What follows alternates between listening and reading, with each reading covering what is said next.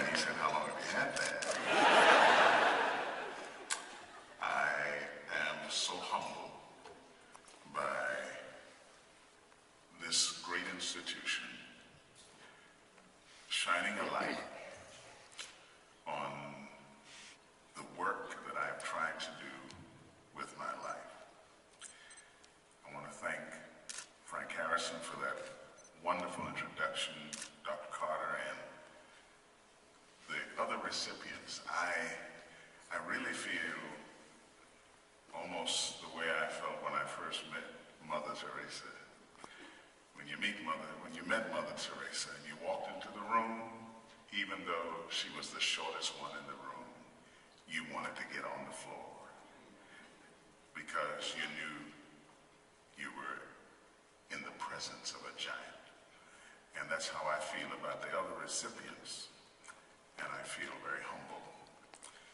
I would also say to you that I've been blessed in my life to be able to be an advocate for children whose parents are in prison. We have millions of children in America whose parents are incarcerated.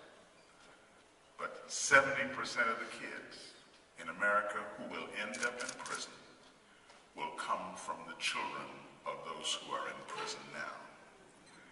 And so the best thing that a community can do, the most targeted, the most wise and prudent thing that a community can do is to focus help where it's needed most on children whose parents are incarcerated and children falling behind in school.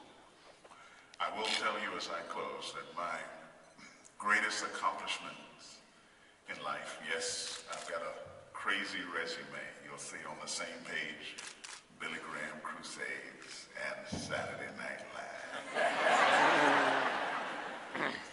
You'll see Robert Schuler's Our Power, and you'll see Soul Train. But I gotta tell you my Soul Train story. A man called me one day and he said, sir, I heard you sing this song about giving your life to God, and I want you to sing it on Soul Train.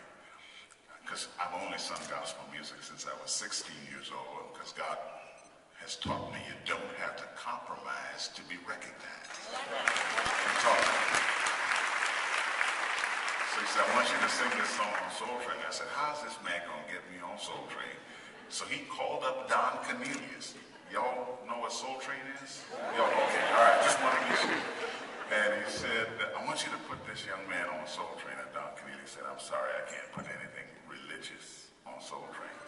Don Cornelius said, I can't do that. The man said, well, all you got is young people dressed funny and, bumping into each other. And what this young man is trying to say in his music, those are the very young people who need to hear it. Don Cornelius said, I'm sorry, I can't put anything religious on Soul Train. The man said, listen, Don, my name is George Johnson of Johnson Products Company, Ultra Sheen, Afro Sheen, and my company's been backing your show for the last 8 years. Next thing I knew, I was the first gospel artist on Soul Train.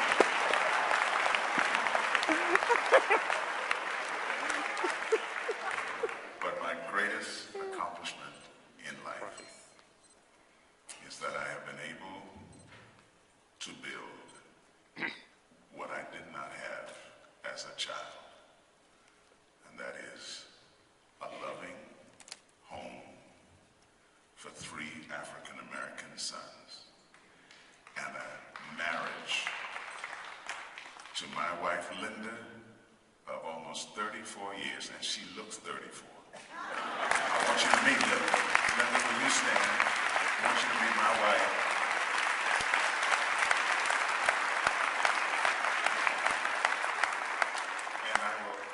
I've been asked to do this, and if somebody will hand me a mic, or if I'll just use this one. I didn't come really prepared, but I sort of always stay prepared because I keep my music on my phone. So I took my phone to the sound people, and I asked them, can you hook up my phone to your sound system? So for the next 3 minutes, we're going to pray that nobody calls me.